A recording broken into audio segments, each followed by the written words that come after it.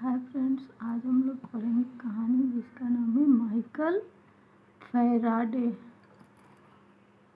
सड़क पर तेजी से भागती हुई गाड़ियाँ तुम प्रतिदिन देखते हो। बस और ट्राम में चढ़ने का आनंद भी शायद तुमने बहुत बार लिया होगा। बिजली के पंखे और इस तरह के कई उपयोगी साधनों से तुम परिचित ही हो। कारखानों में तरह तरह की मशीनें भी तुमने देखी होगी। क्या तुमने सोचा है कि ये सब मशीनें किस प्रकार चलती हैं? ये मशीनें बिजली के चुंबक से चलती हैं। बिजली के चुंबक की खोज माइकल फैराडे नामक एक वैज्ञानिक ने की थी। फैराडे की इस खोज से विश्व को अनेक उपयोगी चीजें मिल पाई, परंतु बाल्यकाल में उसे कई कठिनाइयों का सामना करना पड़ा था। उसका जन्म एक गरीब लोहार के घर हुआ था। माइकल 6 साल की आयु से पाठशाला जाने लगा था, पर उसके पास किताबें नहीं थी, इसलिए उसे बहुत परेशानी होती थी। लेकिन वह घबराया नहीं, मन लगाकर पढ़ता रहा और साथ ही अपने पिता के काम में हाथ बटाता रहा।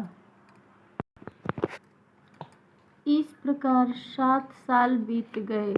अब माइकल 13 वर्ष का हो गया था, परंतु गरीबी के कारण उनके पिता ने उसका स्कूल जाना बंद करवा दिया। बेचारा माइकल मन मारकर रह गया। पिता की आज्ञा के अनुसार उसने घरों में अखबार बांटना आरंभ किया। कुछ दिनों बाद उसे एक जिल्द बनाने वाले के यहाँ नौकरी मिल गई। इस बहाने उसे किताबें पढ़ने का अवसर भी प्राप्त होता रहा। फैराडे परिश्रमी बालक था।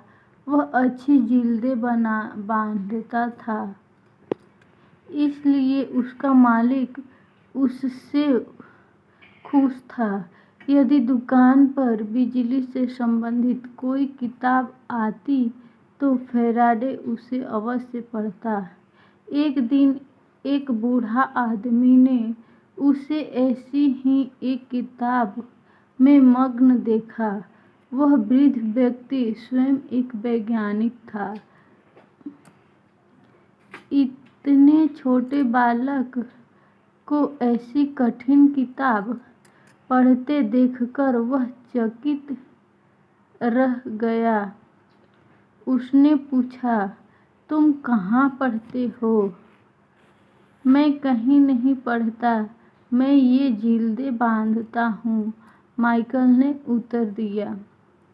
मुझे बिजली से संबंधित किताबें अच्छी लगती हैं। जानकारी बढ़ाने के लिए मैं यह किताब पढ़ रहा हूँ। वह वृद्ध व्यक्ति माइकल के उत्तर से खुश हुआ। उसने सलाह दी, यदि तुम बिजली के बारे में जानकारी बढ़ाना चाहते हो तो सर हम्फ्रे डेवी के भाषण सुना करो। माइकल तुरंत भाषण की जगह पर जा पहुंचा।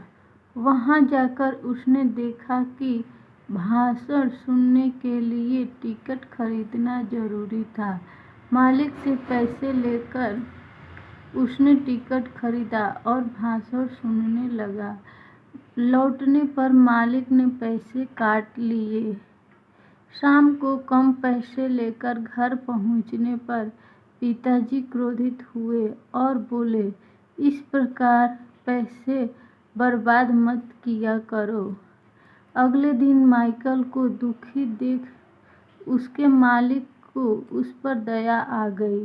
उन्होंने कहा, तुम्हारे टिकट के पैसे मैं दे दिया करूँगा। तुम्हारी मजदूरी से नहीं काटूंगा। माइकल की कामना पूरी हुई। वह डेवी साहब के भाषण सुनता, उनको लिखता और उन पर चित्र बनाता। कुछ दिन पश्चात वह उनसे मिला। सर हम्फ्रे डेवी को वह होनहार बालक बहुत पसंद आया। उन्होंने माइकल को अपना शिष्य बना लिया। माइकल उनके साथ रहने लगा और उनसे शिक्षा प्राप्त करने लगा। इस प्रकार अनेक मुश्किलों का सामना करके वह एक महान वैज्ञानिक बन पाया।